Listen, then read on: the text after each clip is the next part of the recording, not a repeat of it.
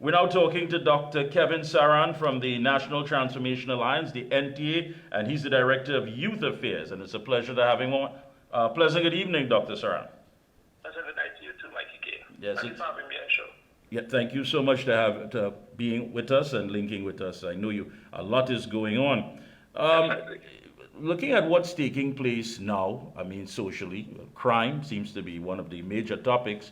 The heads of government of the Caribbean community, CARICOM, made it quite clear on the occasion of the regional symposium to address crime and violence as a public health issue, has registered their grave concern at the increase in the illegal exportation of guns from the United States of America, which they claim is a direct threat to our democracy.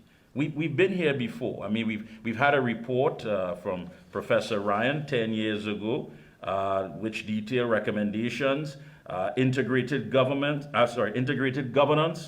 a social contract that espouses poverty eradication, adequate housing, an improved education system, and the list goes on and on. Why are we still stuck in this situation, still asking, where do we go from here?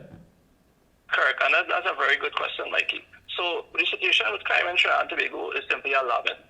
The crime rate in Trinidad and Tobago, I don't know if you guys saw, but there was a recent publication on the World of Statistics website, and we were actually sixth in the world. Yes. Our crime rate was actually 71 crimes per 100,000 people. If you look at Venezuela, Venezuela is number one, and they had 83 crimes being committed per 100,000. To me, in my opinion, and I think it's known across the world, and every literature that you look at, you will see that there's a close relationship between crime and unemployment. If you have a Minister of National Security that comes on air and states that the relationship between unemployment and crime is non-existent, then therein lies the problem. Because, I mean, you could connect the dots and you could see how this is a domino effect that will increase the crime rate in Trinidad and Tobago. If someone is not working, the first thing they're going to do is borrow money. They might, survive for a couple months. The next thing they're going to do is turn to a life of crime. And this will not only affect that person who is a recipient of the crime, it will also affect the person who is committing the crime. Because the person who is the criminal may shoot a couple of people at some point in time, and this will directly affect their families.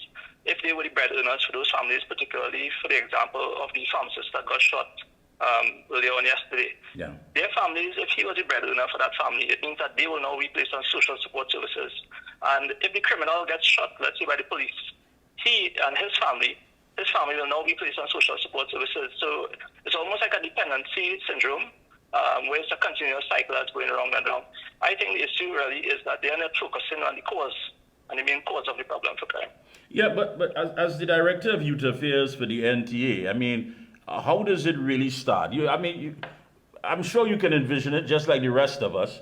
Those of us who have heard stories, 3-4 individuals would gather somewhere and say, listen, this is it, we have to eat. So this will be our plan. It's not a plan where they're going to try to get access to education. It's not a plan where they're going to try to see if they're going to qualify to learn a trade. It is a plan to go and take what does not belong to them. And in doing so, if they have to take a life, then so be it. Give us an idea, working with young people. I'll tell you something, Mikey. In this situation, nobody wants to commit a crime. I can't imagine one person that will say, okay, let's make a crime a hobby. Because they know, the criminals know that there are risks involved, It's just that for them, the benefits of committing the crime are greater than the risks. And in other words, they are faced with things like lack of employment opportunities. They are faced with, social discrimination, a lower socioeconomic status, and things like this. So the opportunities that are not available for the people who are committing the crime are available for other people in the country. So we need to fix that. And the root cause of all of this, in my opinion, is the employment situation in Trinidad and Tobago. If you provide them with the correct opportunities, you provide them with employment opportunities. And there are other aspects as well, things like the social circumstances, the cultural aspect of crime, the psychological aspect of crime, the legal aspect of crime. There's so many different aspects, but the heart and soul of crime in Trinidad and Tobago is unemployment. Yeah, but even if they're not, one second, even if they're not driven to the point of saying, listen, we want to commit this crime, but they would tell you, listen, our back is against the wall. Now, as much as they may not want to do it, yet they feel confident enough to do it, to carry out this crime. Is it because they believe that the consequences is not dire? They're not going to have to deal as far as being held accountable for it. Even if they're arrested, the case will drag on. I mean, these are things that I'm sure that people will think through to say, all right, these are the pros and these are the cons. Or is it just a matter of, listen, it's all about survival. Let's gear up. Let's go out there and see how best we can eat our food. Yeah, but exactly that point. And you see, the situation is they know our criminal justice system in Trinidad and Tobago is basically rebels. I mean, you can have people waiting years and years to basically get, a court date. You have lawyers that are basically helping these criminals.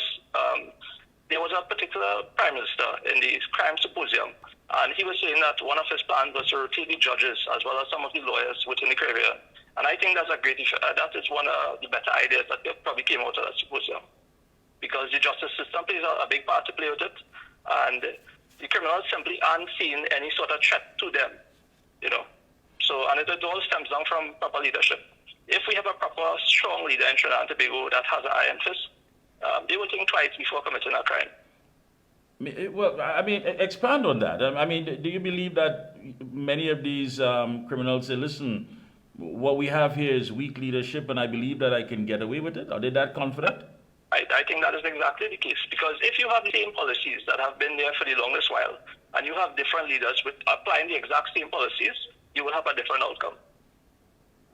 Yeah, but we've spoken about this time and time again. You're saying employment, which is a key thing. I mean, it gives you a sense of purpose. It gives you a sense of belonging, to wake up, having that responsibility to go out there and earn a living.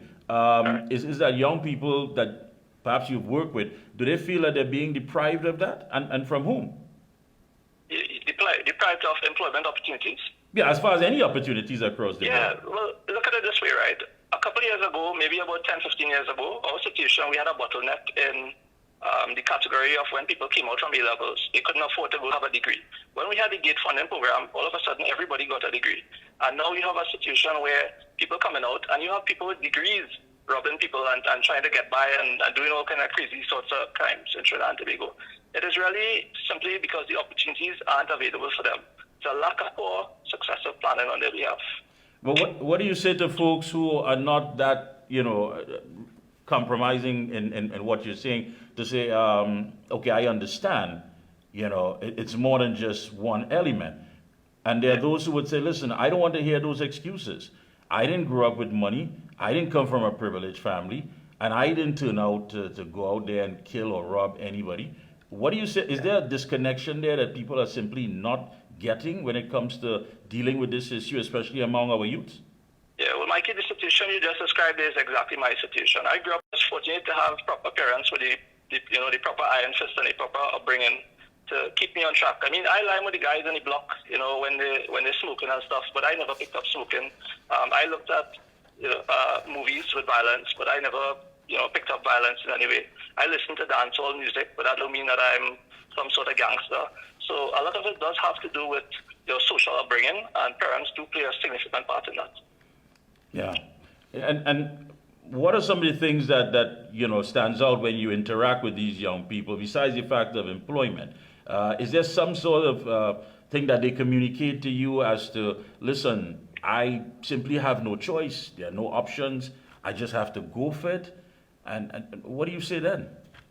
Yeah, what you just described there was some of the opportunities, some of the situations that we have had interacting with people before. Things like the brain drain that's happening in Trinidad and Tobago. They're coming out there with 2 and 3 degrees, and every degree costs $100,000 because it's $30,000 a year. And some of them come out, and when they come out with 1 degree, and the parents say, well, okay, well, you can't get a job, well, go do a next degree. So they end up with 2 degrees and still in unemployment. So they end up $200,000 down in the hole. At that age, they would have been 18 plus, let's say 25 years old. They haven't started a family. They don't have an income coming in there. They're frustrated. So the next option is to, pelt out, to decide to go out of the country. And that's a significant brain drain. So that's one aspect. Food security is another, thing that's happening in Trinidad and Tobago. We've had the prices of food in Trinidad and Tobago almost a 60% rise within the last 5 years. And with the wages in Trinidad and Tobago being what it is right now and haven't changed, inflation eating up every bit of, profit that you would have gotten, it is unbearable. Yeah, and you spoke about, again, food prices and all of these other issues. I mean, people want to put food on the table. They want to provide for their family. They want to eat as we know it. But let me ask you something. If an NTA government was to be formed tomorrow, what would be some of the 5 key things that you would want to implement as far as helping these young people deal with these situations? That is such a great question. So some of the things I would like to do, I would like to advocate for policies that help the youths, particularly with things like employment, mentorship, education opportunities. I want to bring up awareness to these people to some of the issues that are happening in Trinidad and Tobago. You know, we want to develop some things like preventative strategies. We want to work with community leaders. You want to incorporate people like soca artists, social media influencers. You want to form collaborations with things like youth groups, particularly law enforcement agencies. These people play a huge part. I mean, when I was a child and I had a police officer come to my school, I remember that as being one of the best things that ever happened to me, because you have somebody of authority. You could ask any questions there. It was really an amazing experience to have somebody of that authority taking the time out from their job to come to see you in a school as a child and answer any question you have. I was willing to go straight. If I wasn't straight then to, being on the right path, that would have set me straight. Yeah, so you're talking about mentor programs, you're talking about education, as well as sports and other social things that can be done to sort of steer them in the right direction. Because what program is there for them to make that turn around? I want to come out of this gang. I want to come out of this lifestyle. I want to put down this weapon. I mean, how many of them are able to have access to a program that once they're in this situation, they can find an exit out?